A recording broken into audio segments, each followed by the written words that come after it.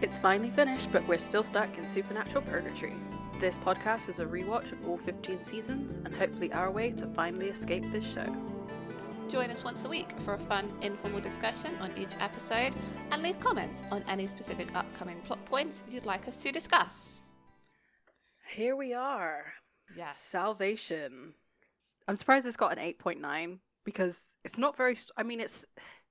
I don't think it's very story heavy, because it's a lead up episode. It's not, there's nothing in it that's supposed to like do anything, if you know what I mean. Yeah. So yeah, 8.9 out of 10 on IMDb. I was surprised it got rated so highly. I guess it was main plot heavy, and you're right, it kind of nothing happened because now everything's going to happen in the next episode, almost. So the writers on this episode were Sarah Gamble and Rael Tucker, and it was directed by Robert Singer. So they've got the main people on this one. I cannot describe to you what a punch to the gut hearing Carry On. I'm not saying the whole. I wasn't expecting it, and it was a visceral reaction, and I had to stop. So that's not on the Netflix version. What? Yeah. What? Wait. Yeah, I got The Road So Far, which I was like, oh, that's cool that it's the first time that we're seeing this. But it wasn't Kansas. I don't know what it was, but it wasn't Kansas. Did they take Kansas from you? They did. Oh, I'm so pissed. I am beyond pissed. What song was it? I don't even know. It wasn't good. Because I know it definitely wasn't Kansas, because I got the exact same reaction when it accidentally played at the end of Anchorman. Like, it was a horrible... I was getting tattooed at the time, and I started crying, and my tattoo artist looked at me and was like, what the hell is wrong with you? And I was like, you can't. No, we cannot get into this. Turns out he also watches Supernatural and kind of understands frustration, but not really. Because he's only in season 9. Oh. But still, I was like, full on tears down my face. And I had to like call a break. Yeah. So I don't know what song it was. Let me have a look. Oh my god, they actually didn't. Okay. So yes, Netflix did replace Carry On Wayward Son by Kansas with Calling by Sober Skin. Never heard of that song? Oh. Yeah, it was not good a song. Wait, but does that mean you're going to get to listen to the Kansas song for the end of this season? They can't take that out. I don't think so. I think they did, because I mean, for the later episodes, I know it was definitely in there, because I remember it was 15. Oh no, wait a minute. I watched the last season on the CW. So obviously they had the music. No, in the later seasons, they definitely have Kansas, because I did catch up on Netflix before season 15 came out, and it did have Wayward Son on it. So why not for season 1? This is so weird to me. Okay. I don't know. Anyway. Oh. Yes, but it was a full moment. I can't listen to it. It's ruined for me. It's ruined. Yeah, it kind of is. Forever. There is no going back to like not having emotional distress over that song. Oh, you're completely right. Yeah, so there was a full recap. They did The Road So Far, because this is a 2-part episode, really. So they had the full montage of what's happened so far in season 1, and it was good. I enjoyed the montage. I did not enjoy the song. Yeah, it was good. It like, if you are living at that time, it kind of makes sense to why you'd want to recap so much. But I feel like we also analyze it every week, so I don't feel like I didn't really forget any of these episodes anymore. Though saying that, ask me what happened in, I don't know, episode 16, I'll be like, what? Like right now, I don't even remember what that episode name was. So. I liked it. The thing is, I do like the Road So Far montages because they're just so, like, they're so emotional to me. I think it's a conditioned reaction at this point. It's been 15 years. I think I have been conditioned, like a la Pavlov's dog, to have an emotional response to that Kansas song. So any montage that you're going to show with that music will have emotional weight for me. Yeah, except definitely. The very last one. No emotion there. Very last one in terms of 1519 or 1520? Because I don't remember it being... Okay, yeah. No, that elicits a different kind of response.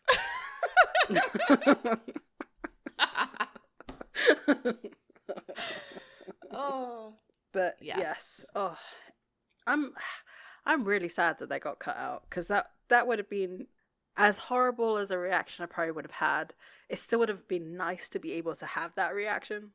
Yeah. Because like I said, like, I mean, I guess I got to concentrate more on what was being shown in the montage. But still, it was just like, I don't know, that was a moment taken from me, and I don't appreciate it. I want my money back, Netflix. Like, yeah, exactly. Yeah, I'm kind of curious to. I'm gonna have to go check out like a later season. I'm fairly certain they had Kansas in a later season. We'll see. I'm waiting for that Blu-ray set, and hopefully it has the right music, because this sucks. I'm not gonna lie, this sucks. It sucks. Okay. Well, with the Road So Far montage, I say let's get into it. Yes. So they start off in Blue Earth, Minnesota. And they're in some sort of church, and we see the candles start to blow out, and Meg walks into the church, and she sort of does her whole innocent, like, I'm a lost little girl, can you help me? Kind of thing. Yeah. Because we see the priest or pastor, he's just sort of being there for counsel, and he says this line, like, he says the name of the episode. The name of the episode actually comes up twice, which I think is kind of funny. Or I think everybody says it. I think everybody says it in this episode. I like to say, salvation was created for sinners. Isn't that nice?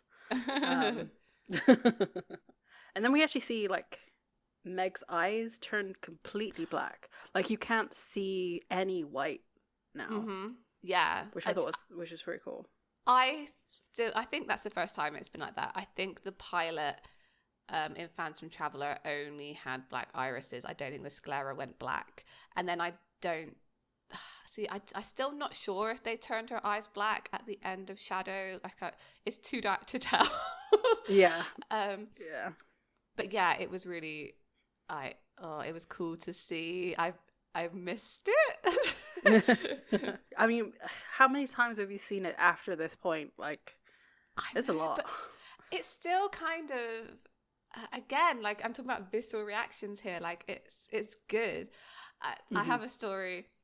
I was at a convention, I don't know, maybe 5-6 years ago, and it was really early in the morning, like really early. I don't know if anyone's ever been to conventions, but you know how early in the morning it was. And I got into a lift, and there was another girl there, and she was kind of like looking away. I didn't really see her. And then when she turned to me, she had like black sclera lenses in, and I managed to keep my cool, but I felt like a frisson of like, oh my god. You know, was I there for that one? Because I feel like you told me that story like as it happened. You may have been, yeah. You may have been. I think you went down to go get breakfast, because we shared the room that you'd gotten, so we were like, can I go down for breakfast or not? So I think that's what would happen. You'd gone down to get food. Yeah. And brought it back up, and you told me that story. Which is hilarious. Supernatural conventions are the best. The cosplays are really good, really good. Yeah, but yeah, seeing demon eyes always makes me think of that moment. So, like, shout out to that girl in that lift. You made an impression on me that has lasted. Also, you looked really cool. Well done. In this episode, there was something like I realized Meg is actually pretty powerful in her own right. Yes. Like, because she manages to come into a church, which is hallowed ground, which at this point we don't really know too much about, like, demon lore, but you know, we're picking up the knowledge, so that they can't usually go on hallowed ground. So I don't know, it was really cool to see, like, this really strong demon. So the priest is like, oh, I know who you are, and runs away to his, like, secret his secret hunter lair in, like, this locked area. Also, is her name Meg?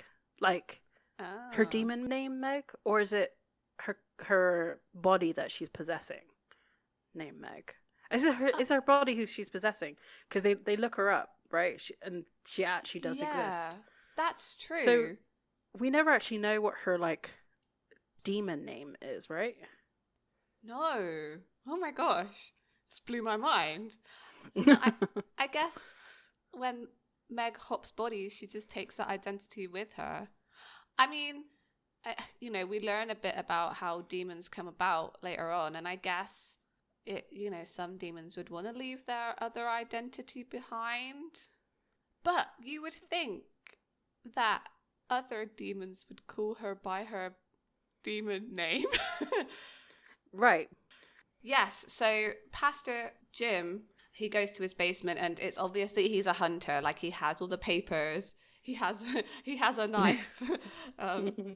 This was really cool. I really liked it. Like, he threw the knife at her, and, like, she caught it.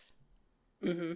Like, Meg kind of asks him, like, I'm looking for the Winchesters, and he said that he hasn't spoken to John Winchester in a year, I think, and that he doesn't know where he is. And she says, like, I know, and kills him. So he's just being used as bait, or...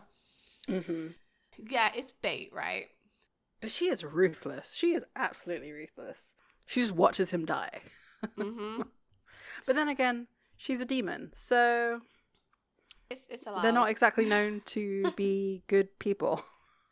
No. I think it's really interesting to see Meg here, because, like, she definitely does change, and, like, I'm looking forward to comparing her to later Meg, because she changes, but actually, to be honest, not that much. Not much. I think the homicidal tendencies are dialed back a little bit, but really not by much. If someone's in her way, she will take them out. Exactly. Yeah. Which is how she is now, but, like, it's less senseless, I guess. I think so. She clearly has some kind of mission that she's on. Yeah. So, yeah, it was good to see Meg again. Yeah, and it kind of, I feel like it harks back to what I was saying with that she may have been grateful to the Winchesters to what they're about to do. So, anyway. So we are back in Manning, Colorado, which, if you remember from last week, was where Dead Man's Blood took place. So they're actually still the sort of in real time. So no time has passed since the previous week, which we've only ever seen one other time, and that was at the mid-season finale. Mm-hmm. So that was kind of interesting to see. And also, it really doesn't come up that often, I guess, in TV in general, but definitely not in this series, where they're in one place for more than one episode. Yeah. Not until, like, much later on when they get, like, the bunker, and that's because it's their place of, like, command center, basically. And there's sort of like a montage again of, like, clippings from books and newspapers and all these kind of different symbols. I don't know. It was a little disorienting. I mean, at the same time, I couldn't really concentrate at this point. Yeah, there was a lot of stuff on the walls. It's all just, like, hunter stuff. I mean, we kind of saw a lot of it in the last episode in Elkin's cabin, and it's it's all relating to, like, you catch glimpses of things like cattle deaths and lightning storms and all this kind of stuff. So yeah, I think it's just giving you a sense that they're still in Elkin's cabin, essentially. And I also think they used it as a way to explain, when John starts talking, it's very clear that he's just sort of explained what was on the walls to Yes. to Sam and Dean. Like, Mm-hmm. he explained his theories of who the demon is, and then we kind of get into like all of these signs which you've just seen like plastered around. Started up again about a year ago, and the demon's doing the same thing that he did 22 years ago. He's going to babies who are exactly 6 months old, and then the house burns down. Like, the wife dies, Mm-hmm. and the house burns. And it was kind of good to see that, like, Sam has kind of let go of some of the guilt. Like, he's accepted that it's not necessarily his fault, but he still feels like it's his problem. So we get the line, "What happened to them is not your fault." Yeah, you're right. It's not my fault, but it's my problem. No, it's not your problem. It's our problem. I really like Dean's response. It was really good. It was really good. Like, understanding that you can share responsibility and, like, share your burden, which John clearly has not instilled in his sons. They don't do it enough. They don't shoulder the burden together enough, I feel, sometimes. And I think it's really interesting here that Dean says it, because there's so many times later on that they go off on their own or they make decisions by themselves and it lands them in trouble. And maybe if they'd made those decisions together, kind of like they do in this episode, it wouldn't have gone so badly. Yeah. I mean, definitely there's things that I learned in this episode which just don't carry over for the next 14 seasons. Like, none of it is carried over. It's so bad. It's so bad. Like, oh, it made me mad. It made me so mad. I know. And, like, you know, Sam is pretty angry about this because this stuff is still going on. There's still fires. There's still, like, things happening with babies. And it's been a long time. So, you know, John kind of says that he's been tracking this. And this is where, so it was interesting to see, this is why we needed that episode Something Wicked, right? Because that was an example of John not getting it right. He, you know, and that he wasn't infallible. And then what he says here, that he's like never gotten there in time to save anyone, like from these fires that he's tracking. It shows that, like, yes, they are high, like, holding him to a massively high standard that he does not meet. Not at all. I'm guessing this is where, like, Dean's attitude is coming back, because he's starting to realize that while John is, like, cunning and good at hunting, he's not God. Yeah, I know. I hate to say it this way, but it's showing his human side. Yeah, exactly. I feel like you don't, like I mentioned before, the parallels between, like, God and John don't come until, like, much later on. And it really is only through a rewatch that you start to really see it. I think so. They can have intentionally written it this way from season 1. Again, No. How do things fall so into place in Supernatural when they clearly weren't intended? It's, I mean, to go back to the meta narrative, like, it's, the story really did take its own path. You know, there are just things that work too perfectly that I've never come across in any other TV show or any kind of media where it's kind of been done accidentally, you know? Yeah. But yes, we find out here that John isn't, he makes mistakes. He's not been able to track these. He's been trying to do it for, like, I guess almost a year. So he says he's been following demonic signs. Like, some of the things that are on the walls are things like temperature differences, like cold spots and things. Kind of sounds a bit like ghosts. Like storms as well are mentioned a lot, and I think that comes up again a lot also. And then he says that he had noticed that the same things had happened in Lawrence and Palo Alto. So that's where Jessica died. And these signs, they're starting again. Where? Salvation, Iowa. Which is the name of the episode. This this idea that all these phenomena happen when a demon comes to Earth, Mm-hmm. really, it does, it does and it doesn't get dropped, because I think of like a couple of episodes, I think even like in the next season, Mm-hmm. where, but when it comes to like, all the angel and demon battles that happen like a little bit later, that you don't hear of this anymore. And I'm wondering if it's because of something that gets said in a little bit, because they kind of suspect that Meg is a demon in a little bit later on. They say something like she's a demon or she's possessed by one. Mm-hmm. That implies that demons can come to Earth and have a body, which is what I feel like are the demon that they're hunting is. So that would be the reason why there'd be storms and stuff, right? That's the only way that I can think of, because with other demons, when they possess a body, like nothing happens, and they're low level demons and they don't have a lot of power. But this is, I don't know. I think it doesn't happen with low level demons because they didn't get the same signs when Meg appears. And I know she said like she's a heavy hitter, but there's a hierarchy, right? We see it later it's definitely brought up again with other demons and people and things. I think it depends on the power of the demon in the hierarchy. I think the line between possession and whether or not it's a demon is a like fundamental misunderstanding on their part. I don't think they know too much about demons at this point.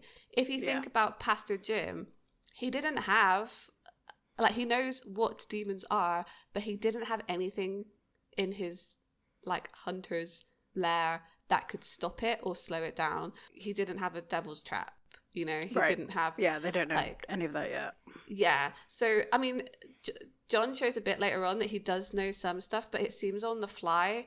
I think there's just not enough research here, so I think maybe they don't know how demons operate on Earth at the moment. Yeah, I guess. Well, I mean, for the longest time, they didn't even know what they were hunting. Like, they didn't know it was a demon that they were that killed Mary. Yeah. So, like in Phantom Traveler, Dean didn't even think demons existed. No. Not really. Exactly. So I think this is all pretty new knowledge, because I don't know when John found out it was demons. My guess is that this is really the first time that he's even come face to face with a demon. Yeah. Pastor Jim for sure. I don't know about John. I don't know how many demons he's seen yet.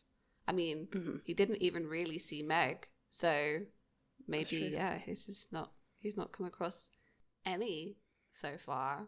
Because he's been trying to avoid them, so he may not have actually encountered any. So there's a lot here, like with the demons. Like it's weird because you're right, it's inconsistent with later seasons, but I think that partly it's down to them not knowing, and also the writers not knowing how they wanted demons to be yet either. Yeah, definitely. There's definitely a lot of that in this. Anyway, let's get back. I feel like there's going to be a lot of tangents in this, just because in terms of like, it's very plot heavy, but at the same time, like, nothing really happens. So my mind wandered a lot in this episode. Exactly.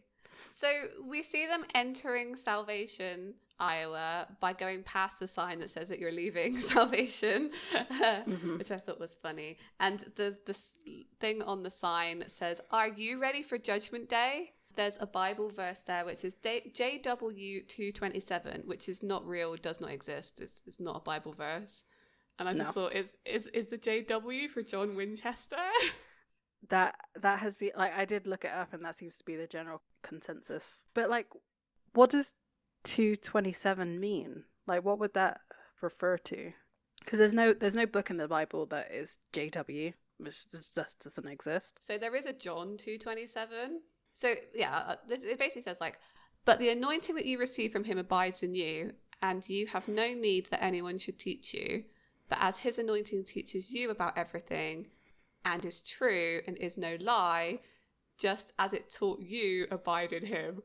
I think the first line's interesting. The anointing that you receive from him abides in you. Like, maybe that could be relating to Sam. Oh. Oh God. Yeah. I mean, that would make sense, especially like, are you ready for Judgment Day? Hell yeah, that makes sense. It makes sense. But I don't know how much they'd written by this point of like season 3, 4. Anyway, yeah. I think that first line, I think it could be related to Sam. I can't believe I'm reading Bible verse on a podcast. I mean, it's gonna happen eventually, surely. Surely. Yeah. Oh, So that is interesting. it's interesting. Ooh. But it's interesting that they put JW as well. Like, so if it is John 227, why would you add the W to make it like John Winchester? I'm like. Well, so I read that it's a message for John. They added it for a reason. That's the thing. I don't they think there's any absolutely did. concrete theories on this. If you have a concrete theory on this, let me know. I want to know. Yeah, like we need to know what the fan like. We've already sort of spoken about what the fandom was like in season 1, but we definitely need to know like what happened. So how did you explain your theories to each other? Where the I want to find that supernatural website. You know, there is going to be that one that has like everything.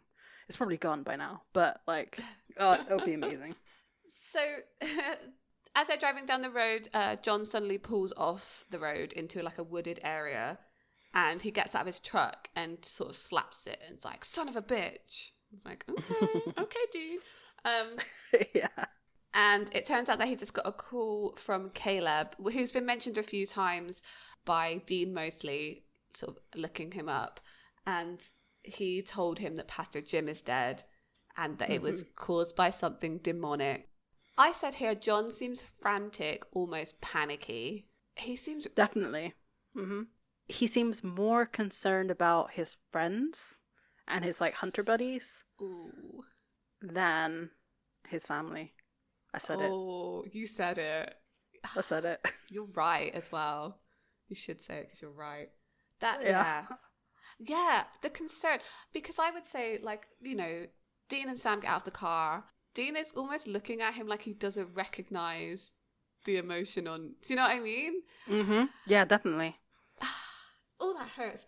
Like, yeah, he's looking at him like he doesn't recognize the guy in front of him. Like, why are you so afraid? Like, what's going on? You know, after this, John kind of goes into, like, mission mode. And he says that in Salvation, there are 3 health centers.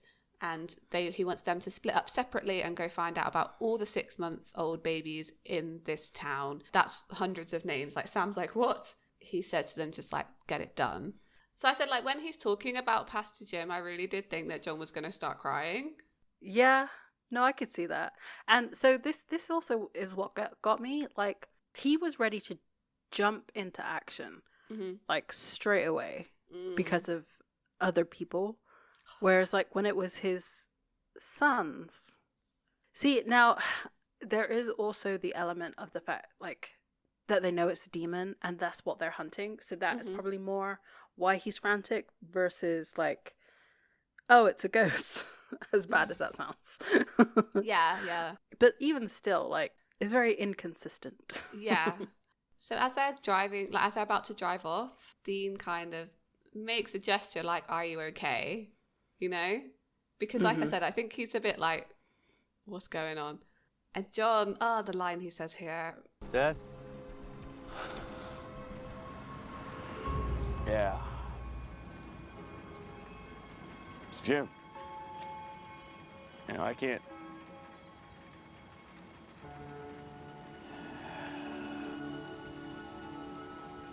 This ends now. I'm ending it. I don't care what it takes. I don't know how to feel about that line. Like, it sounds really familiar. Like, it's so familiar to me. Because I made a note of the exact same line, and this is basically the Winchester mindset. This is it. This is we do it no matter what. Okay though. Is it though? All right, and I'll maybe bring this up a little bit later because there's a conversation that is had, and like, is this is this the Winchester mindset or is this the John Winchester mindset? This is the John Winchester mindset. This is definitely the John Winchester. I think it comes down to, like, as much as he cares about his sons, I think he's also ready to, like, leave them be. Yeah. Anyway, I'm going to just leave that there. Yeah. So the next sort of scenes are kind of just cut between them very quickly as it shows they go do their separate tasks. And it sort of shows a little bit of their character in each of them, which I thought was really nice. John rocks up to a hospital and you see him in his truck, like going through his glove box, and he pulls out a fake ID for the hospital. He's kind of going to do it that way. We see Sam in a library, it looks like, or some kind of records room, looking at birth certificates. So, you know, he's the researchy one. And then you see Dean flirting with a receptionist, pretending to be a policeman. And, I mean, if that isn't Dean, I don't know who is. Can I just say one thing? Go ahead. The way he says, "Oh God, yes." Hi, is there anything I can do for you? Oh, God, yes. Oh my goodness. If a guy has never said that to you in your life, that needs to change. Can we make that a thing that your partner at one point in their life has to say that to you in a way that they just want to get it on with you? Yeah. Oh, look, I know there are men listening to our podcast because I see the stats. Voice your own desires, you know, it's good. Yeah, definitely. Be vocal. We enjoy it. This took a turn that I wasn't expecting, but I'm really enjoying. Okay. Anyway. So Has my fever come back, or is it like just me? Oh yeah, like this is fully like I could tell, right? Like Annabelle got her vaccine before we did this, so this might just be a fever dream. Like it could all be a fever dream. No, not at all. I mean, my fever did go over 100, so it was. Oh man, it was bad. It was bad. So we see Sam come out of the records place, wherever he is, and as he's coming out, he gets a vision. And it kind of answered my question as to what happened when Sam gets visions, because he just kind of gets a really bad headache, and it seems to sort of flash up in his mind. And he's seeing like a mother and a baby. You know, it's obvious what he's seeing. Like he's seeing the demon situation happening. He does manage to glean some information that this house is near a train track, so he's kind of able to pinpoint its location vaguely through a map that he has. So it's useful. Definitely. So what I kind of don't like, obviously this hasn't come up since Nightmare, his visions and stuff, so they probably haven't told John about it yet. No. But John knows something because of what Missouri said to him in Home. He said, like, because she even mentions, with his gifts, I'm surprised he couldn't sense you here, right? Ooh, you're right. Wait, but then how does John? Okay. But then John's reaction in a couple of scenes is like, you already know something's going up. Like, yeah, you're right. I forgot that conversation with Missouri. She definitely... John Winchester. No, I'm really confused now. I'm like, wait. So, I mean, the only thing that I can really think of as to why this is happening this way is either John has to act like he doesn't know, so he gives the response that they think they would have, or this was just a writer's issue and they just kind of ignored it, because I feel like Missouri was supposed to have a bigger part than she actually ever does. Yeah, I think so too.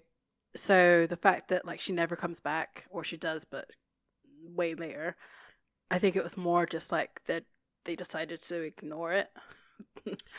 I feel like that's probably more likely the case.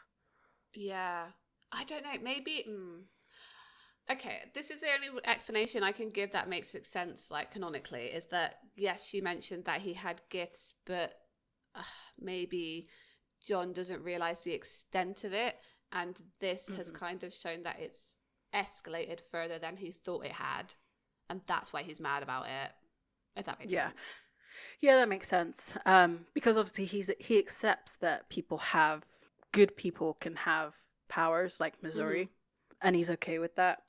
So he's probably like, oh, that's cool that my son can, I don't know, not see things, but is tapped into the supernatural. Yeah, that was a bit of an inconsistency that I didn't know. I'm glad you brought that up. That'll make that next, when that comes up, interesting.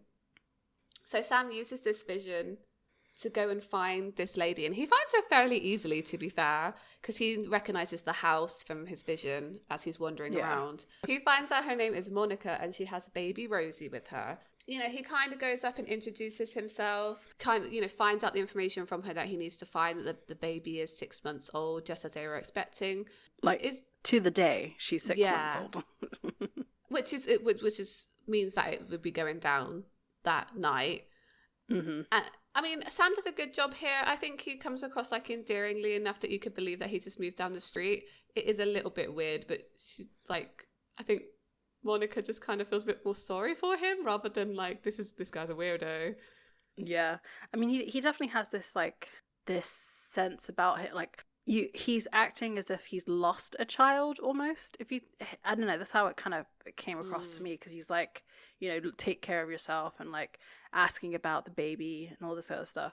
Like, he truly does care about them. I wrote here, this is where they really needed a sister. Because I feel like if a woman had approached her, might have been a little bit easier. I mean, yeah, society-wise, yes, you're right. It would have been good. Yeah, he clearly is struggling here with telling her the truth. I mean, eventually he chooses not to. But it's funny when they choose to tell people when they don't choose to tell people. I was surprised when he told Sarah in Provenance, the truth. Although it was helpful, she helped them out a lot. But I wonder if he made that decision then because he was still regretting not telling Jess. So that he seems to want to tell the people who get close to him now, but not general public, if that makes sense. Yeah, but also they tend to tell people who are in almost immediate danger or can cause immediate danger. So with Sarah, it was, about the painting. Like, they can't get rid of the painting because it's dangerous.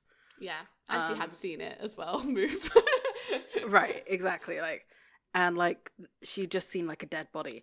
Dead body versus supernatural, I feel like you would kind of want to know what's going on. And I also think of Wendigo telling them what was going on, but that was because they were in immediate danger. This woman is in immediate danger. He knows that it's coming that night, and yet he doesn't tell her.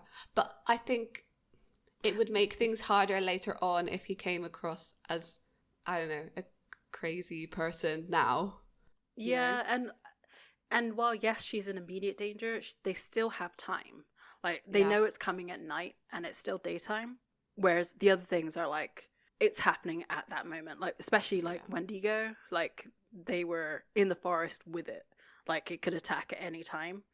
Whereas in this situation, he can see it's coming and potentially, like I said, have time to sort of formulate a plan to never expose them to it, basically. I guess they probably don't want people to know so that people are not exposed. And it is the same with Michael in Something Wicked. They told him all the truth, but I mean that was to help them. It's just interesting to me when they choose to tell people when they don't. Yeah, but I think this was the right call here.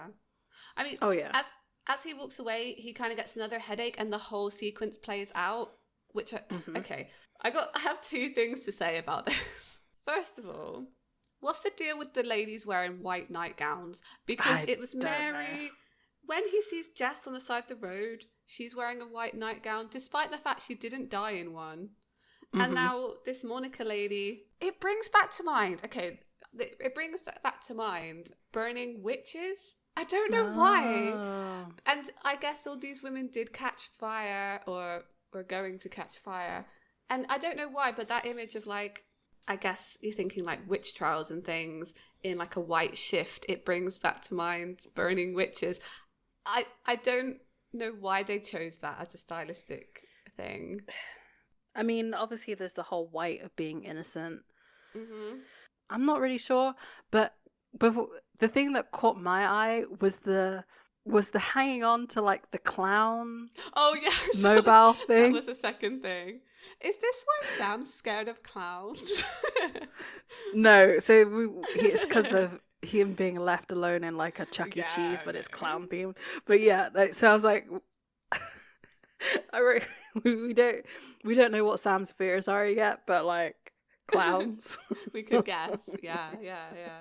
So, but going back to the nightgown thing, this sequence also brought to mind like, why is it the abdomen / like womb area that starts gets slashed open essentially? Because it's almost like they get stabbed in the gut and like dragged up to the ceiling. Yeah. But it's like, but they're women and they've had a baby. Obviously not in Jessica's case, but like for all the other mothers that have been attacked by this demon, this is his signature. I don't know if they ever explain that, and I feel like they don't. I mean, I could be wrong because, like I said, I'm excited to watch season 2 because I remember nothing. Mm-hmm. So I'm wondering if that is ever explained. I don't think it is either. I guess it's a choice on the demon's part, but like, what is it actually saying? I mean, I think this goes back to the fact that, like, especially in these early seasons, Supernatural really reduces women into like very defined categories, and these categories for, I guess, like Mary, Monica, Jessica, all these people, they're mothers in a sense. And again, I know you said Jessica wasn't, but she's got dead wife syndrome. In that we know nothing about her, but other than the fact that she was in a relationship with Sam and she died. And really, it's the same. We know nothing about these women except their mothers, and it's kind of a visual cue, I guess, of stabbing them in the stomach. It's so weird. Could we like psychologically analyze the writer? Yeah, right. Kripke, what's going on there? What happened to issue? you? Obviously, because even when we find out why Mary was like, why this happened to Mary, it still doesn't really make sense. The only other thing I could think of is almost like a power move. Okay, hear me out. This demon, I mean, we find out later on kind of what's going on here, but was almost taking ownership of these children, right? And it's kind of saying to these women, like, these children don't belong to you anymore. Why is this so deep? I mean, you kind of have to, because like there's no answer. Like you just have, because it is a choice, and there has to be a reason for this choice. Because they could have at the same time, when you get stabbed in the gut, you don't die like instantly. Whereas if you, because I feel like it was like a choice. It's like you either get stabbed in the heart, but then you're dead. So it doesn't make sense for everything else to happen. And I feel like if they pinned the arms and legs, that's too much like Jesus. So they didn't really want to go in that direction. Yeah. So like the gut, it seems like the most like obvious choice for like the visual effect that they wanted to go for. So it could really have just been that simple. I guess so. Yeah, but it's a choice. It's a weird one. Women are done dirty on Supernatural generally. Too much time. Yeah. Okay, so back at the motel, Dean and John are sat together, and I just put like they're mirroring each other. Like the way they're sat, they look the same. And Sam is kind of sat apart, and I like the framing of that. He's telling John about the vision that he had, and Dean is backing him up, like, no, this is actually a real thing. We've seen it happen and it works. They're legit. Yeah. Because John initially doesn't believe that it means anything. Again, like, okay, fine. I liked I guess is it called blocking, like how they move in this scene, because initially Dean is sat with John and like Sam is set apart talking about his visions, while Dean is kind of backing him up. But then once John starts to get kind of defensive about it, like Dean stands up and walks like behind Sam as kind of like unconscious backup. Yeah, definitely. So this whole conversation is kind of interesting. I mean, because John's like, your brother's having visions, you call me. All right, something like this starts happening to your brother, you pick up the phone and you call me. Call you? Are you kidding me? Dad, I called you from Lawrence. All right, Sam called you when I was dying. Me getting you on the phone, I got a better chance of winning the lottery. And I was like, hell yeah, you go, Dean. Like, Yeah. because they did call him. And he didn't come for when they were in Lawrence, in home, and when Dean was dying. Like, we've mentioned this before, and I love the fact that they brought it up. And they confronted him about it, and he didn't have an answer. Not really. He kind of was like, oh, sorry. But that was it. That was literally it. Like, there was nothing. He does admit, like, he kind of does admit. He was not there for his son. So why would you think that because Sam's having visions that he would show up for that? I mean, I was so happy when this happened because I forgot. And when he said, like, why didn't you call him? And I was like, I moved my head to, like, look at Dean on the screen, like, what are you going to say? Like, I was well invested in it. Like, and when he said, like, I did call you, I just went, oh. Like, I was so happy. I was like, yes, you tell him. You tell him. Wow.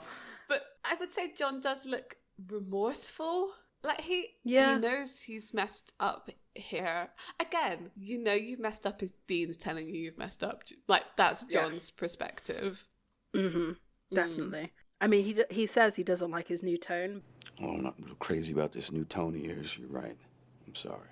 But I was just like, you know what? I'm going to use my one. Fuck you. Like, he's got his personality back. Like, this is who Dean Winchester is. Like, he's not a pushover. He has his own mind. So of course, like, he's gonna tell you off. Like, you had no reaction to everything that's happened in the past year to your sons. No. You don't get to have this little freak out. The worst thing is that it's like he hasn't even spoken to them about it. He hasn't even asked Dean what happened during Faith when he almost died. Like, he hasn't talked to them about what happened during Home when they had to go back to their old house. Because when Dean's bringing this up, he has nothing to say, and you know they haven't talked about it. Oh, like, God, you no. just know. I can't even imagine what that conversation is, especially with Faith. I don't think they would want to talk about it to John, because John would have a conniption. Let's be real. I just think of how Dean reacted in that episode, because if we're thinking that, you know, Dean is imitating John, especially in those beginning episodes, like, he was livid when he found out that someone else died in his place. I can't. That would be exactly what John's response would be. It's like, you know, we're here to save people, not kill people. Oh my gosh, I can't imagine that conversation, because what would Dean's face look like hearing John say, you know, other people died everything that he you. feared. Yeah. Oh no, that hurt. I'm glad they didn't have that conversation. Yeah, it would have been very bad. But like with Home, I think it would have been really important because they got to see Mary. Yeah. And did they ever tell John about that? Did they tell John that they saw Mary's ghost? I mean, they must have done at some point. I mean, I don't know. I don't think so. I don't think they did. I don't think they did. They really haven't. They really don't speak at all about the things they're doing when they're not together, which is crazy. Communication, please. Yes, especially since they find out like information about monsters. Like they find out new information. Like they find out how to destroy a Striga. They find out how to. I can't think of any other monsters of the week right now off the top of my head. Too angry. Yeah. But like they get new information about ghosts and about how to hunt certain things. They need to share that. They should share that knowledge, if anything. I mean, yes, because John does. But I mean, yeah, John doesn't share anything with them though. You look at like Dead Man's Blood. He went off on doing loads of stuff without fully explaining why they were doing anything. So this is probably part of the reason why hunters seem pretty ineffective, let's be honest. Yeah. Because where's the sharing of resources, the information? It's all very insular, all very man pain repression. Share your knowledge. Have a conference. It makes sense. Like, that they are all hung up on, like, oh, I've lost someone. Yeah. Woe is me. Like you said, man pain. It's all very like tragic. It's all very tragic. Yeah, it comes back to that. It's not sharing, it's not talking, it's not communicating properly, which I understand the show wouldn't maybe... I think, do you know what, though? I say that the show maybe wouldn't be as good if they communicated more. Actually, there are points in this where it would have been better if they communicated more. Yeah, and this is definitely one of them. I would have liked to have seen John's reaction to what happened in Home and what happened in Faith with them, because it would have built on their character. I mean, definitely, because we're just out here speculating.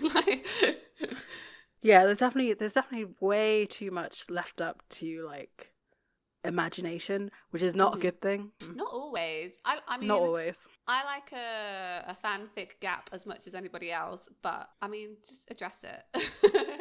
Yes. So off the back of this conversation, Sam's phone rings and it's Meg. And she's just so snarky. I love her so much. Yeah, she's like the best character of season 1. Definitely. You know, he's literally like, how are you alive? Because they saw her drop from 7 stories. Which brings me back to that episode. They climbed 7 stories in an elevator shaft and they didn't think that they were heard. Come on. I knew you were going to bring that up. Because it's so silly. It is silly. It's great, but it's silly. It is, yeah. So she wants to talk to John, and they're kind of like pretending that he's not with them. But I mean, John sort of wanders his way over and is like, yeah, give me the phone. She tells him that she killed Pastor Jim and she's got Caleb in Lincoln. There's a whole bunch of exposition here. So like, basically, she says they know, not that she knows, but they know that he has the cult. She's basically taunting John. It's really bad. Like, she kills Caleb and like John just like listens to it. You've got to wonder what, like, Pastor Jim, Caleb, like, who are these people to John? Like, how long has he known them? Because he seems very upset. Like, I know obviously that they seem to be friends, like allies. So we definitely know that Pastor Jim has been a friend for a long time, because in the Striga episode, when I'm guessing Dean was like maybe 10 years old, I think that's how old he's supposed to be. After the Striga attacks Sam, they are left with Pastor Jim. So they've known him for at least 10 years. 7 years, yeah. They may not have been, well, I mean, they would have had to have been good friends, because I couldn't imagine he would leave his children with a complete stranger. Like, come on. No. Yes, I understand that tone, but you just got to look at his reaction when Dean failed in that episode. The way he was like holding on to Sam. He really does care about. He really did care about them as small children. You're right. No, that's not fact. Like, yeah, I think you're right. Like, he wouldn't have left them with anybody that he didn't know, like, he didn't trust. Knew was probably in the life as well that could protect them also. So it would have to be a hunter. I guess probably Caleb is about the same sort of amount of time, judging by his reaction to him dying. It is sad. Like, I do feel for John here. Yeah. I mean, he says that he's going to kill Meg. I mean, what other reaction were we expecting? Yeah. So, I mean, this is where I was coming to, like, earlier in the episode, where I don't feel like we see this kind of Meg again, like, just killing for killing's sake, and like, because this is very much Meg following orders. Versus like what she wants to do. This is coming from like later seasons Meg. In the context of like season 1 in this episode, this looks like something she kind of enjoys doing. Yeah. And it's kind of interesting because this is where the whole trope of them killing off periphery characters starts. Oh yeah, you're right. Actually, this is where that starts. How annoying. But the thing is, this has more purpose than later seasons, to me. Yes. Because this is, she's saying that by you getting the cult, you have declared war on us. Mm-hmm. Because before, what was happening was that this is all speculation and assumption, but I'm guessing that hunters used to just exorcise demons. We do kind of hear that a little bit from John earlier on in the season. Because he says he's going to kill this demon versus just exorcise it. So obviously exorcising a demon is not killing it. They don't consider that harmful, I guess. Yeah, it's not as bad. Because because they can come back. So it's understandable why she would say that this is proclaiming war. Yeah. Because they are now going to be able to kill demons. That's a good point. Yeah, because he's kind of upped the ante, hasn't he? It's like an arms race kind of thing now, because they had the upper hand and now John has the upper hand. So they need to put him back in his place, I guess. So I don't know if demons really care for each other. No, I don't think so. Yeah, I don't think so either. So this is why this tactic works for John, at least. She knows it's going to work. Though, I'm not sure why she knows it's going to work. You know what I mean? Like, there hasn't been any sort of indication that he's that close to these people. Yeah, I wouldn't call John... He doesn't... Well, we haven't seen it. He wouldn't come across as particularly loyal. Because he says, like, you know, he said before, like, we're going to end it no matter what. And when people say no matter what, it generally brings to mind, like, almost like a saying, no matter who gets hurt, you know? Mm-hmm. So I wouldn't say that he comes across, as, like, particularly loyal. So that's why it made me wonder, like, what are these people to him? The thing is, okay, so what happens is that she wants him to bring the cult to this warehouse in Lincoln, and it's almost impossible to get to in the time frame that she wants to. But he says that he's going to do it. Then they kind of make a plan about taking a fake gun to Meg. Now, I'm wondering, because he's almost kind of using this plan as a distraction so that Sam and Dean can go and hunt the demon that they're interested in, right? It's a diversion.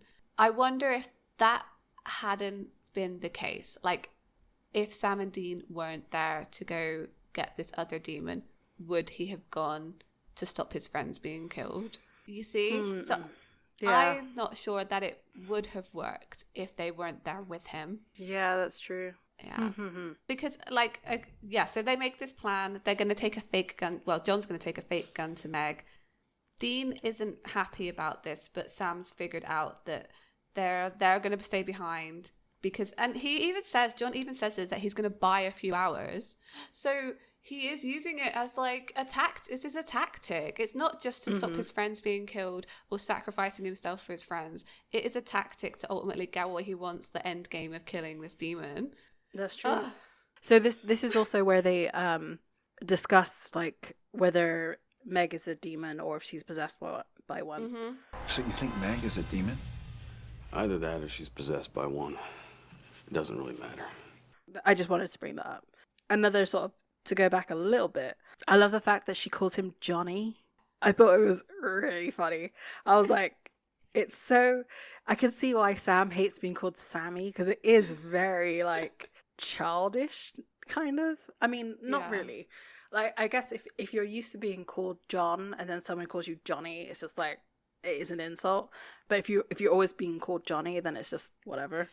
Yeah, I guess using someone's name in a more familiar way than they're maybe comfortable with is a sign of disrespect. Which I've never really thought about before, but because you just don't do it. You know? Yeah, I like that. She's just like baiting him so bad. So they've made this. They did make the plan, and he's saying that they're gonna kill the demon. You want us to stay here and kill this demon by ourselves? No, Sam. I want to stop losing people we love. I want you to go to school. I want Dean to have a home.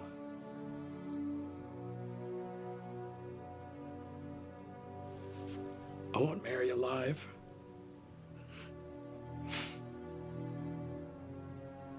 I just want this to be over. There's a lot to unpack. There is a lot to unpack. So I guess we can start with the for me, it's the school line is just like, it's kind of interesting because we kind of know that John wanted them to go to college because we find out about the college fund in the previous episode. But like he still had anger over it, which is bizarre. So the fact that he does actually still want Sam to go back to school. Yeah. Okay. We'll accept that. That's fine. Yeah. But this Dean wanting to have a home, I didn't expect him to say that. No, I didn't either. And I think it's because I don't think John knows who Dean is. No. Oh, you're right. Oh my gosh. Because, yes, Dean wants a home. Like, he doesn't want to be traveling as much, I guess. But, like, at the same time, I don't think even Dean really knows what he wants. Absolutely. He is so happy, or not happy. He's so, I would say, almost content with being a hunter. Yeah. Right? I think so. Yeah. As long as... At this time. At this point in time. He's very content with being a hunter. Yeah, as long as he has his family with him. Right. Mm-hmm. So it's just like, does he really want a home? No, oh no. Okay. No, because Dean's family is his home. Mm-hmm. I had to say it. And you're right, John doesn't understand that about him. Because this plan is ultimately, John could get killed. It's a stupid plan, really. Mm-hmm. And I mean, they all could. It's a stupid plan, like absolutely. But yeah, you're right. What does he mean? What does he mean by a home? Sorry, I'm just like getting hung up on this because it's a weird choice of words, like a home, a life, like people, like a relationship, like. What does he want for Dean? Because I don't know. I guess he knows that he's living the same of life that John is, and maybe that's John projecting onto him as to what he wants. He wants his home back. He wants Mary back. I don't know. Yeah, because the only other thing I can think of is that he does, like, we take it in a literal sense in that he thinks that Dean wants a stable place. Yeah. To like operate out of. Because right now they don't have that. They literally don't have an address. Mm-hmm. So it may be, he's thinking that like Dean had 4 years or however long, 4 years of a stable life. Yeah. In a home. So he thinks that. Because obviously, Dean never expressed what he wanted to John because he wasn't allowed to. Exactly. And maybe now that, Dean's grown a bit of a backbone with John, yeah, he can express what he wants. But the thing is, not even Dean really knows what he wants, I don't think, at this time. I completely agree with you. I think... Yeah, this line is just showing that he doesn't really know him because you're right. I think he enjoys being a hunter at this moment in time, and all he really wants is for them to kind of be together. But long term, I don't think he has any idea. No. Huh. I mean, the wanting Mary alive line. I mean, obviously, but I mean, that's not going to solve this one, unfortunately. Yeah. But yeah, he just wants it to be over. I get the impression from John that, I don't know. Would he retire if he finished this job? Like if he'd finished it, if he killed the demon, would he retire? I don't think he would. You think he would? Mm-hmm. Yep. I don't think he is in it to. So, though Dean says the family business, I don't think he means. In the sense that the way that he's using family, he's meaning them together, not the family businesses and this is how we run it. So I think John got into this for selfish reasons, and all those years of him hunting were probably a mixture of research, like to find out how to kill monsters, and also to find out what happened to Mary. Outside of that, and saving people just happened to be part of it. But outside of that, I don't think he cares. You've convinced me. I agree with you. I think he would have just retired. Like, he would just retire and just, like, not do it again. But again, like, where does that leave Dean? Because I think he couldn't just... Anyway, I don't want to go into that. I mean, the only way that I can see it, like, with Dean is that they look at John as a resource, as in terms of, like, he has such a large knowledge base. Yeah. So they would turn to him, like how they would call him for help. Yeah. He would actually answer the goddamn phone. Oh my god, yeah, please answer the phone. And Yeah. like almost like a Bobby type situation where, like, you know, Bobby had all his, like, his things that he needed to hunt monsters in his home. That would be the same kind of thing. Yeah. Yeah, I agree with you. It just begs the question, like, what does a happy ending look like for John? You know?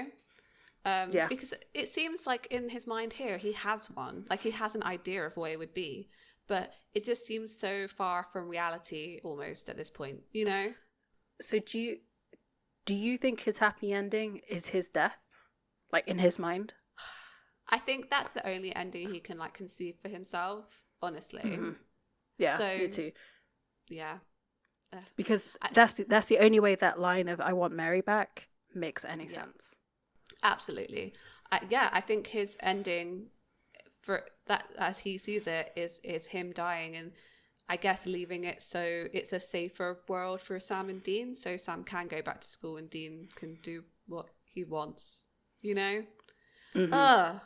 I don't know. The self-sacrificial, like, Winchester mindset is hard to swallow sometimes. Yes, definitely. All the time. All the time. Because they never learn. Yeah. So, okay, so they meet up again, and it's kind of like in the middle of nowhere near this railway line. And we see John's trunk again. It's the same as it looked in Dead Man's Blood. It's very meticulously organised. And Sam is with him. Dean arrives in the Impala and he's brought an antique gun, which he hands over. Oh, and I had a thought here, and I know I'm going on a lot of, like, little tangents here, but can you... I just like getting into Dean's headspace here. Can you imagine how much pressure he felt to choose the right gun? Because, you know, if something happens to John, he would have been like, oh, it's my fault because I got the wrong gun. Like, yeah, that's just, like, anyway. I just thought about him in the antique shop, like, agonizing over, like, 2 different guns. Like, if I pick the wrong one, everything is my fault. Ugh. Yeah. But at the same time, like, it's clear that he knows his weaponry or his firearms. That's true. So he yes, he's probably freaking out about it, but he also probably does trust his own knowledge. Also, they know what the cult looks like. So I guess in his mind, he knows what he's really looking for. Yeah, that's true. I mean, they say that, don't they? That they're the only ones, and some vampires know what the cult looks like, so they can kind of choose anything, really, that looks sensible. Yeah. And Dean says, like, well, you know this is a trap, right? As he hands over the gun. I can handle her. I got a whole arsenal loaded. Holy water, mandaic amulets. Dad. What? Promise me something. What's that? This thing goes south, just get the hell out. Don't get yourself killed, all right? You're no good to us dead. Same goes for you. John seems to think that he can handle Meg. He seems almost, like, cocky about it. Mm-hmm. Yeah. Which, I mean, yes and no. Only because, like, surely you'd be a little bit cautious because... Or... How much do you think Caleb told John about Jim's death? Because it was in a church, right? Yeah. So Meg got into a church. That's no small feat, as we found out in the beginning of this episode. Yeah. Well, I think, okay, I say that he seems cocky here, but I do think it is just bravado for Sam and Dean. Yeah, probably. I don't think that. I think he knows this is going to be difficult. So, yeah, I think it is just bravado. They have a little, like, heart-to-heart here, I guess, as close as they ever get to having a heart-to-heart, where Dean's like, you know, promise me something. If it all goes south, get out because you're no good to us dead. And I said his voice cracks a little bit here. And I know you've noticed that. And, John says, like, the same goes for you. He says here as well, there's only 4 bullets left. And, like, shouldn't there be 5?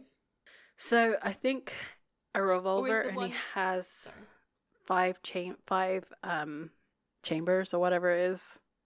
I thought it had 6. I don't know. Anyway, I'm keeping count. There are 4 bullets left. Yep. Plus a mystery. Plus maybe a mystery bullet. Okay, so actually... So I wrote at the end of Dead Man's Blood that there are 6 bullets left, right? Right. So, but we thought that maybe one wasn't in the gun. Because, so maybe there was 5 bullets left. So I don't understand how they've lost another one. But we have to go with there are 4 bullets left at this moment. So, okay, fine. I'll go with you, John. Maybe you're right. Maybe one got lost. Anyway, John kind of like, it's supposed to be like symbolic, like metaphor, but it's very on the nose when he hands the Colt to Dean and it's like, finish what I started. It's your fight. You finish this. You finish what I started. You understand? It's very like passing the torch, right? Oh, yeah. Yeah. So, yeah. So, yeah, he hands it to him and they all say, like, see you soon rather than goodbye.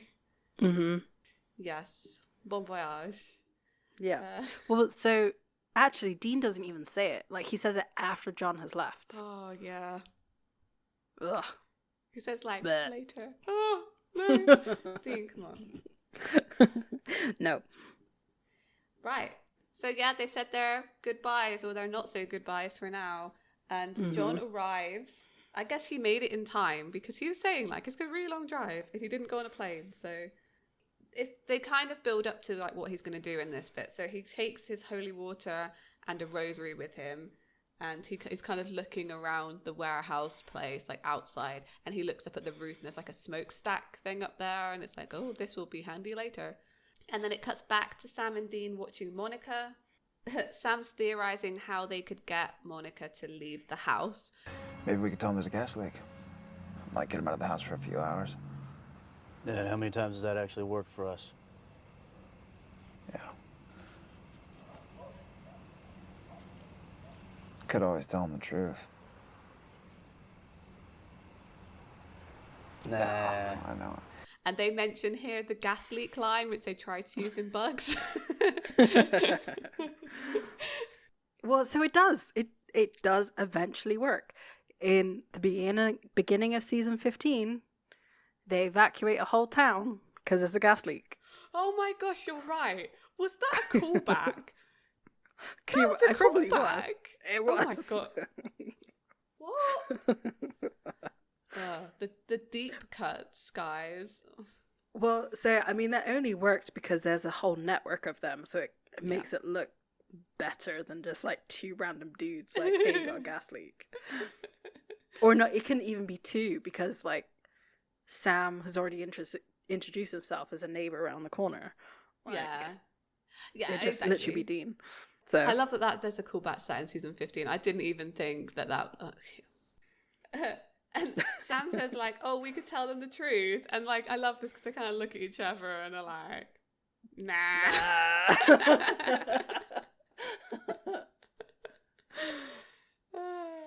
it's like, yeah. It's funny because that's basically the only bit of humor in this episode. It really is. And it's like, it shouldn't really be that funny because it's actually kind of serious. Yeah, it like, really is. But I guess they have to find humor in something. Exactly. So they're kind of sat there. They're wondering when they should go in and set up base because they want to get it before it gets them. And Sam kind of thinks about, he wonders how John's doing. And they kind of say, like, because Dean said at the end of Dead Man's Blood, we're stronger together. And they kind of echo that here. I'd feel a lot better if we were there backing him up. I'd feel a lot better if he were here backing us up. They know they should all be together and that this is a stupid plan. Yeah, definitely. Which is kind of, it's a little bit of I feel like it's a little bit of a reverse because usually like Sam is out there trying to prove that they can be independent. Yeah. For him to, well, I guess it's also like I guess he understands where like they're about to face off, about against their nemesis. So yeah, this is too important for them to be split up for it, I think. Yeah. Okay, so we cut back to John on the roof of the warehouse, and like Meg arrives, but luckily she doesn't spot him. He like ducks out of the way, and we see him bless the water in a water tank on the roof. And I like the shot of the like rosary sinking into the water tank. I thought that was pretty cool. I also liked how they used a red light on the back of Meg's head. Yeah. So it kind of looked like she was from hell. There was no sort of indication that there was a red light anywhere, but like there she is in red. Anyway, I thought that was kind of cool. So yeah, then we cut back to Sam and Dean. So there's a lot of going back and forth between these. Obviously, it would have to. And he's again talking about it kind of reminded me of like home, like how they were discussing like how it feels at this moment. Like it's such an impactful moment that they're near the end of their journey. And even Dean acknowledges that this time it's different. He kind of picks up on the self-sacrifice of like Sam and John, because he says nobody's dying tonight. Yeah. There's a whole speech here that Sam does. Like, he thanks Dean for like everything. Like, he says like having my back. Like, I can always count on you. Dean, I want to thank you. For what? For everything. You've always had my back, you know? Even when I couldn't count on anyone, I could always count on you. And, I don't know, I just want to let you know. Just in case. Whoa. Are you kidding me? What? Don't say just in case something happens to you. I don't want to hear that freaking speech, man. Nobody's dying tonight. Not us, not that family, nobody. Except that demon. That evil son of a bitch isn't getting any older than tonight, you understand me? I said here that like while Sam is saying this to him, I think Dean looks confused. And this was the worst thought I've ever had. So I wrote it down and I'm going to tell everyone else. I realised while Sam is saying this, like, how much he like loves and appreciates Dean, like, that he's always got his back, is always there for him, and he just wanted to let him know. And he says he wants to let him know just in case, like in case they die, in case something happens. And I realised people only ever tell Dean that they love and appreciate him when they think they're about to die. Oh God, I hate you. I absolutely hate you. But it's absolutely true. Like, is that I couldn't think, and I mean, maybe someone could correct me. I couldn't think of a single time when any character has ever said anything about Dean that they like in that thread, that he's a good person, that he has their back, that they love them without the threat of death. And Dean even says it. He even says the next line, like, I don't want to hear that. Yeah. Because you don't. Like, if some, in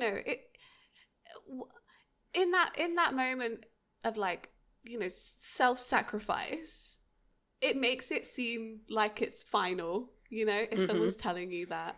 So you wouldn't want to hear it. You know exactly what I'm thinking of. Yes, I know what you're thinking of. Those who know. It will come up again.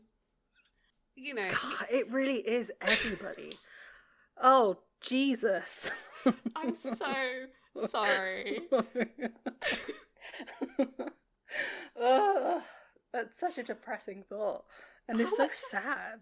Like, how much must that mess you up as a person that no one ever tells you they appreciate you unless they're leaving you? I mean, and sometimes it's not even like... So... The way that you said leaving you, it's not even if someone's about to die. It's literally like,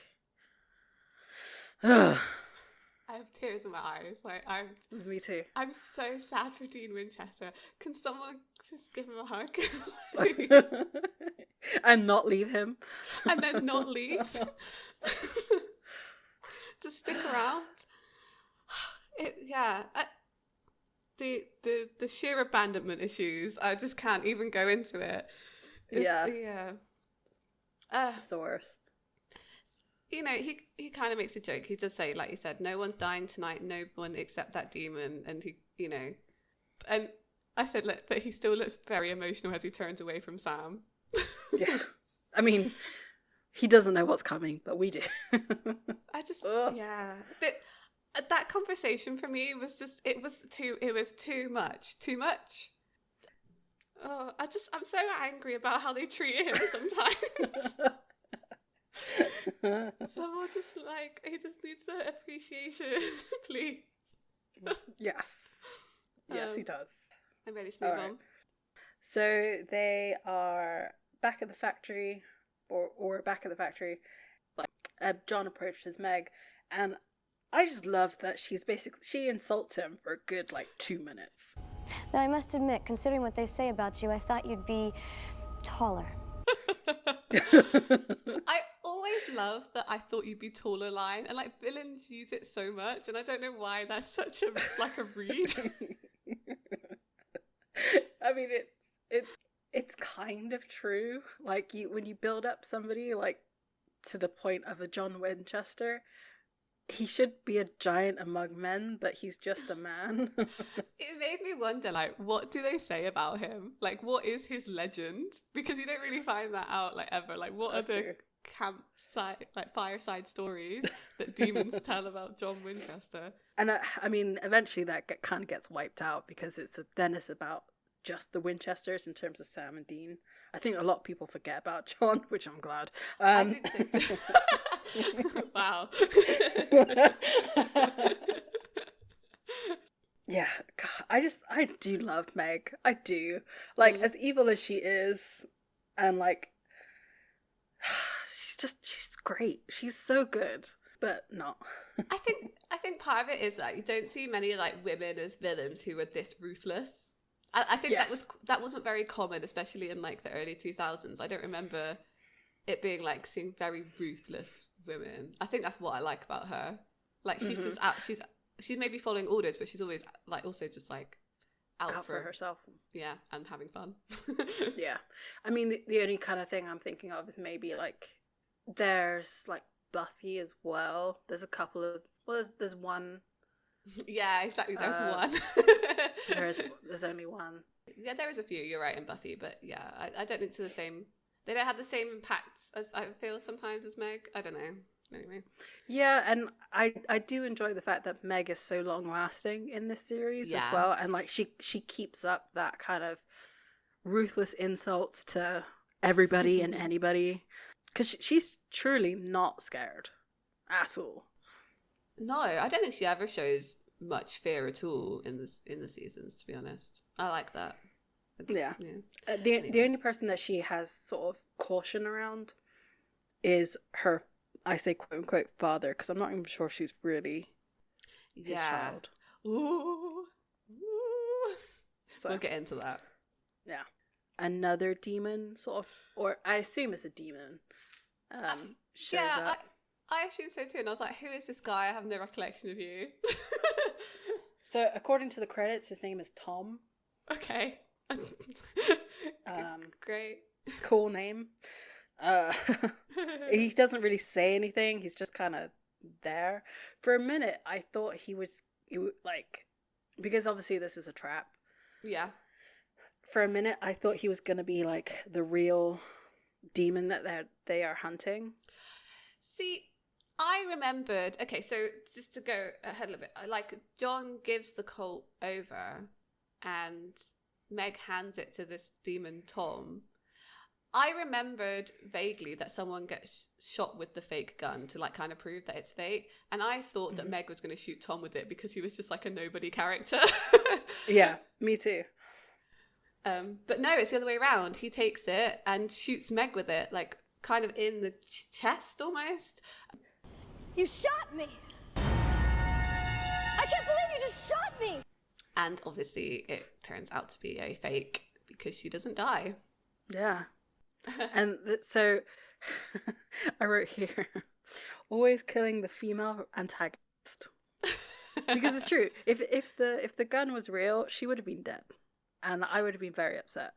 Yeah. And also they definitely could have, like, the things that happen, they definitely could have had her shoot Tom the demon instead. I'm just going to call him Tom the demon because I'm quite enjoying that.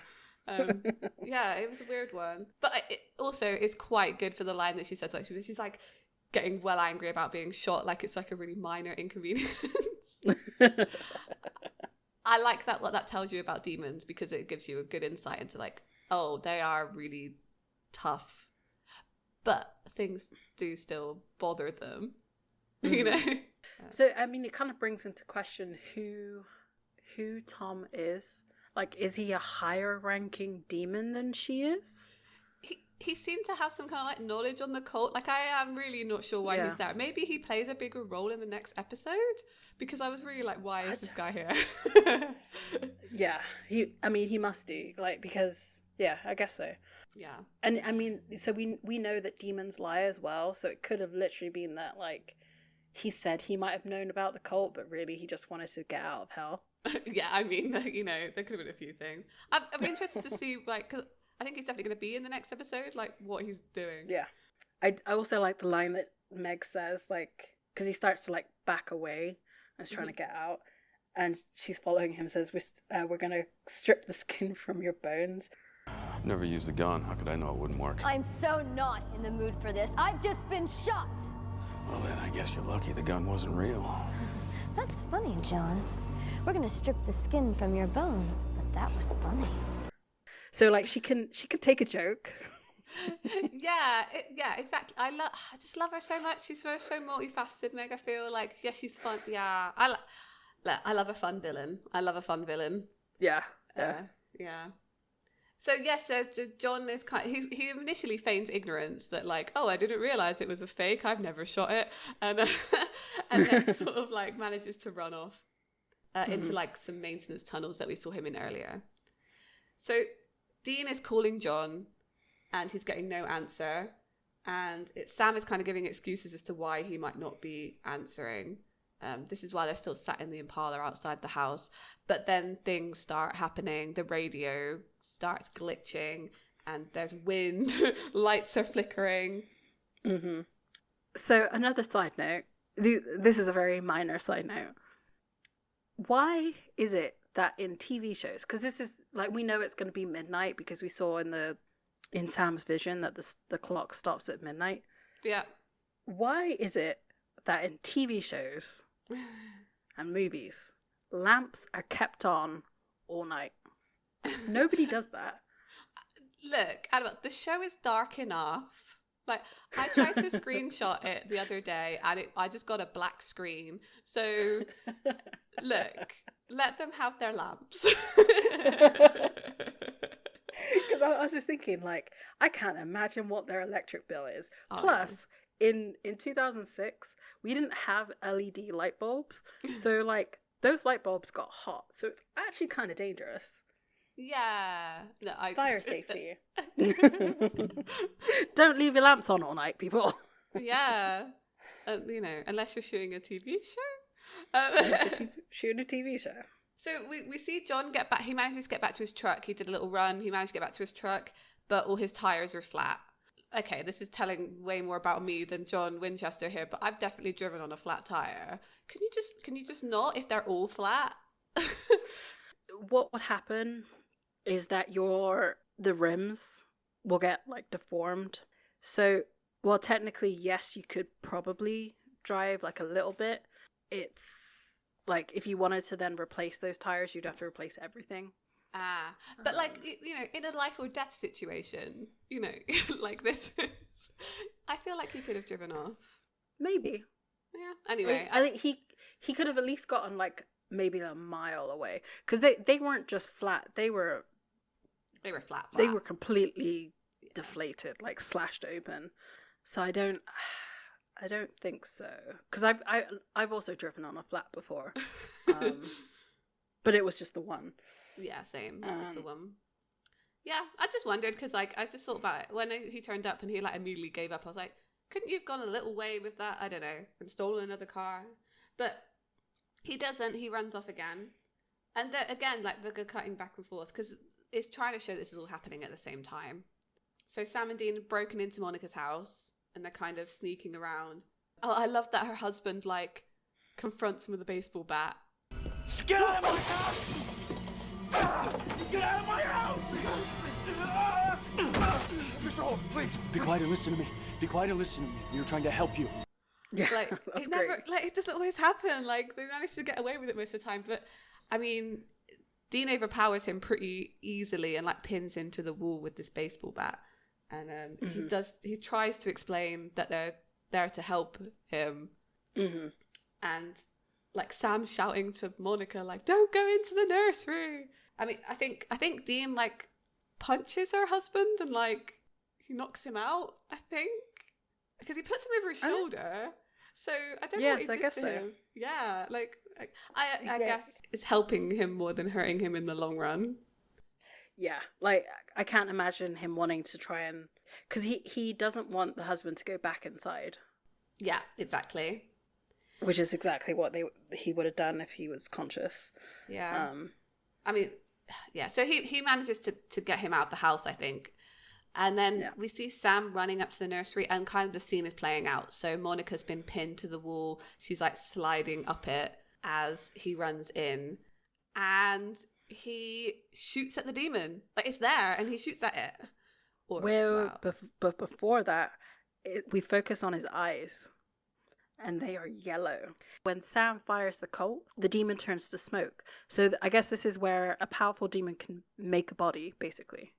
Oh, that's what you're thinking. See, I don't know if he's just teleporting Crowley style. I don't know, because I do understand what you're saying. Like maybe, they can manifest without a vessel, but we don't see that again ever. All the other powerful demons have vessels. Right. So I don't know. I think they hadn't got their lore right just yet. Yeah. Yeah, no, I don't think so either. And then, this Dean runs in and like grabs the baby just as the cot is setting fire. Whew. Which is terrifying. It made me really stressful. Like I knew it wasn't real, but I was like, oh no, the baby. Which is kind of interesting that instead of burning the mother, the demon went after the baby. It's like it's trying to like cover something up or like hiding some evidence. I'm just so shocked that everybody's so surprised that this is happening. Like Monica and her husband. Yeah. And Mary. I don't know. Yes, but okay, so when they I understand what you're saying, but when they get outside, Monica's immediately at her husband like, no, they were helping us, they were saving us. So did she kind of know, did she realise in that moment what was going on? I don't think so. I think we're giving the writers too much credit on that one. I think it's literally because she just saw two men like, well, she saw Dean save her baby. Yeah. And she like wasn't being dragged up the wall anymore. That's true, because you're right, they hadn't established that canon from season 6, whatever it is, like about why this is happening, so they wouldn't have known. But I guess if you look at her reaction, you could read it that way if you wanted to. Yeah, if you wanted to, yes. But like I said, I think that's giving the writers too much credit. Yeah. So yes, she thanks them, and it's nice for them to see them being thanked. Actually, I appreciate that for a second. Yeah. And then we go back to the factory, and John is still running. He thinks he's gotten away, and then we see him get pinned to the wall by Tom the Demon. Oh yes. And he's like getting dragged up the wall, and kind of that's kind of it. Like I'm not really sure what that. I guess it's to show that he's been caught. I thought it was quite ironic that he was trying to phone them, but dropped the phone as he got pinned to the wall. But that's the whole thing. John's got caught as all this is happening. So it's like when we do cut back to the house and it's on fire, and it's on like fire. There's like it's like exploding essentially. It explodes from like multiple angles. I wrote here they got their money's worth. Like I think they only had one chance and were like, put all the cameras on it. We need 3 angles of this explosion. Exactly. I guess how many times did they get to blow up a house in the beginning season? Not many. Very true. That's very true. So like Sam wants to go back inside because he basically can like he thinks the demon's still in there, and Dean is like physically holding him back. Sam, no! Dean, let me go, it's still in there! Put it to the ground, it's suicide! I don't care! I do! And they see the demon in the flames, like watching them, like ah ha ha ha. That's what I thought. He was. That's totally what he was doing. He's having a maniacal cackle. Yeah.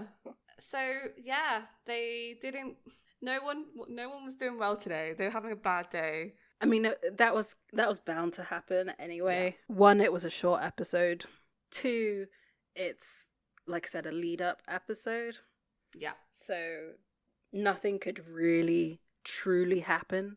Their plans had to fail. Like, yeah, it's just the way that storytelling goes. Yeah. This final scene, everything was about this. Everything was about it. I hate it. So back at the motel, I'll go through it for you so you don't have to deal with the pain.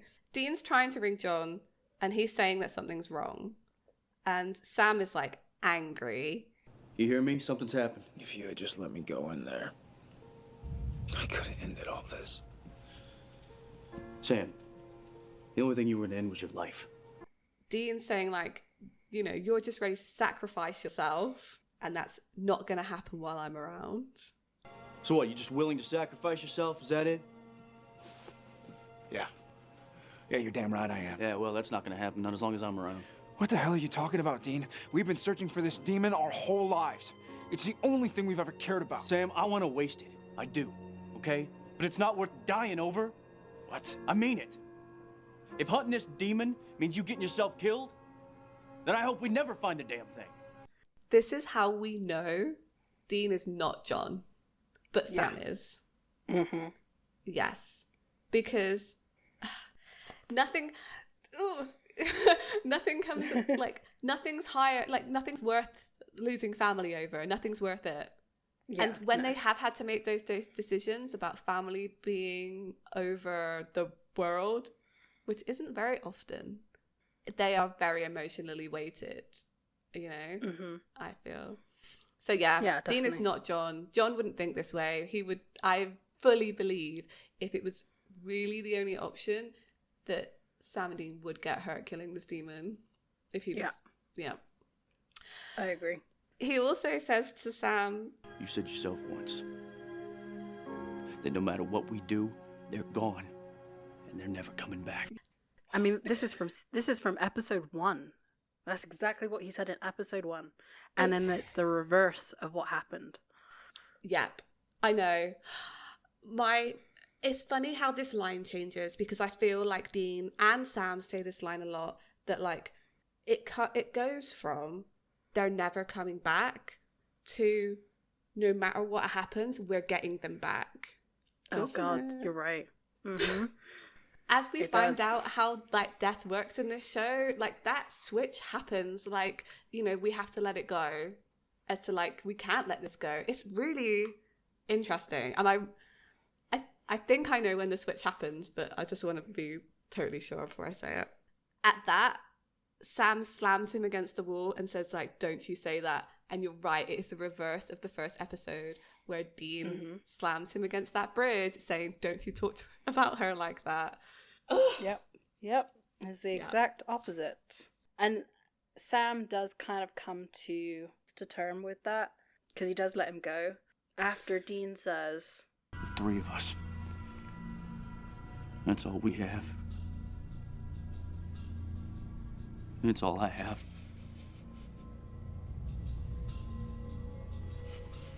Sometimes I feel like I'm barely holding it together, man. Without you or Dad.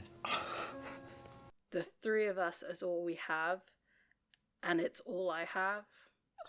And you know what? I'm gonna use 2, because fuck that. Because it's horrible. I hated that line. It made me so sad. he really does not have anything else. He kind of never does. You're right. Like, Sam has this whole life that, like, could have been outside of hunting. Like, he had the, like, academic prospects. He kind of had almost, like, the world knowledge as well to, like, get by in the real world, if that makes sense. Mm-hmm. Whereas, like, at this point, he couldn't get out. This, like, you know? Yeah. I don't think. And I say at this point. And also, like, you know, we don't really know. We kind of do know Dean's personality. Like, he's obviously very comfortable in a bar setting. Yeah. And we do know, like, later on it's revealed that, you know, he wanted a roadhouse. So, like, that is what he was going for. And with Sam, because I think, is it ever clear what type of law he wanted to go into? No, we've talked about this before. I don't think so. Because, like, I would imagine it would be criminal law. Only Same. because, like, he could do, like, the investigation part of it and stuff like that, because he's already got those skills. Yeah. So, like you said, Sam would be fine in the real world. Yeah. So, I don't know. It's just so sad. I don't like it. Yeah. He says, like, why, Dean? Why'd you do this to me? He says, like, you know, sometimes I feel like I'm barely holding it together, like, without you and Dad, and then he kind of trails off. Like, what would happen to Dean without Sam and John? At this point, like, what would happen to him? Because I feel like it would just be, like, self-destruction. Like, yeah. He would hunt until he literally couldn't stand anymore, I would imagine. Exactly. I think so, too. Like, he just wouldn't go on without them. And, like, that's when Sam realizes, like, I think he makes that same connection. Like, oh, what would Dean do if we both died? And he says, like, you know, let's try Dad again. I was going to say, he comes to his senses because, like, I guess he's not really realizing what Dean is saying, like, at the beginning of this scene, that, like, John is not picking up his phone. Yeah. And so then when he's like, oh, yeah, you're right, this is actually unusual, we need to get in contact with him. Yeah. Yeah, he definitely makes that realization that, like, him not picking up his phone means that something is wrong, whereas Dean is already thinking that. I mean, he's probably been thinking that since he left, so... Well, and also, he's been thinking that since they were outside the house. Because he was calling John then, too, but he couldn't answer the phone. Actually, I think I wrote earlier that he's worried about him like a mom. Or a mother. He's like a worried mother. Mother henning, yes. Yeah. But, so it's good that, you know, Sam comes to his senses. And then, so we cut to the factory, and we hear John's phone is ringing. I'm assuming John's, like, tied to a chair or something. We don't really see it. Well, it's just kind of implying that he's dead, right? This last scene? Because they don't show him, I guess, like, so. Purposefully. Mm-hmm. Yeah, I guess because I guess I'm taking my knowledge from other seasons where, like, they're tied to a chair for some reason. Yeah, because we don't see what happened to John. We just see him, like, pinned to the wall. That's right. Mm-hmm. And Meg picks up the phone. You boys really screwed up this time. Where is he? You're never gonna see your father again. And then it's to be continued. Da, da, da. Yeah, we love a to be continued episode. Do we though? Imagine have to wait a week. Imagine. Oh wait, we I know. Are, I guess. So imagine waiting a week but not knowing what's coming, because we know that what's coming.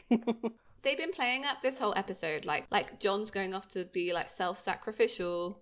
So it wouldn't have surprised me if they had killed him off in the final episode of season 1. Like, if I was watching as a new viewer. I mean, overall, Salvation is a good episode but it is a lead-up episode. So I would say not a whole lot happens. There are some good conversations in there. Some good stuff. Mm-hmm. And definitely a lot to think about, as we know, because I don't know how many tangents we've gone on in this episode. We've gone on to quite a few. Oh, there are 3 bullets left because Sam shot one. Do you think John wouldn't be angry because that wasn't his fault? Would they talk about it? like we said earlier. Yeah, I mean, he definitely shot at it, so he probably wouldn't be mad at him for that. But yeah, now they only got 3 left. I don't know. I'm really looking forward to watching the finale with you. I mean, it's kind of exciting. Like, we're at the end of season 1. I can't believe we did it. I know. We got through. It's gone so quickly. It really has. And it's so funny because, you know, there's a lot of stuff going on in the fandom at the moment while we're making this podcast. And it's interesting to then do this every week and go back and watch these episodes with this background of theories and like conspiracies going on at the same time. So I'm really enjoying myself, and I've had a few comments from people about season 1 generally, and some comments about the fandom at the time, and I'd really appreciate some more. Like, please send them over. It's really nice to see an insight, and it's nice to document these things, I think. You know, yeah, this definitely. This show has a legacy. I'm getting all like serious, but I mean, it really does. It truly does, and like, it's gonna stay with the fans forever. We are affected by it. Yeah, I mean, we are, like, we wouldn't be here if it didn't. Let's be real. I had a thought the other day that I'm going to be thinking about this stupid TV show for the rest of my life. And like, yeah, I'm mad about it, but I'm not. I could have chosen worse, maybe.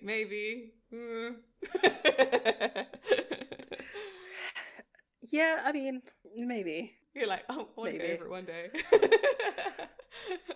I'm hoping so, but at the same time, I know that I'm gonna be like, I might even show this show to my nephews when they're old enough. Yeah. Like, I feel like they would enjoy it because it's not a bad TV show. Exactly. It's really not. I can't.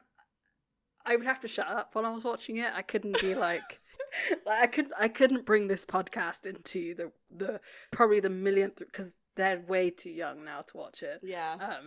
It will probably be the 3rd or 4th rewatch at that time. Oh man. Okay. Well, I guess this is why we're making this, right? We're trying to escape. I feel very much still in the clutches of Supernatural. I mean, what, we're coming up to 6 months out of the series finale now. Yes. Yeah. Right? It's not a long time. It's not. And there's some serious questions to be had about it, so I'm still processing. Yeah. I mean, if you couldn't have guessed from last week's episode, yeah, we're definitely still processing. I mean, so the next episode is Devil's Trap. Yeah, season finale. So season finale. This episode is maybe going to be a little longer, and probably the next one will be as well. So look forward to that. Yeah, Devil's Trap. Oh, this is a Crypt Key Manors episode. It's gonna be a good one. I'm not ready. I'm not ready. I'm not ready either. So still stuck here in purgatory. It may take a few more tries. You know, we're at the stream. We'll see you guys next week. Bye. Bye.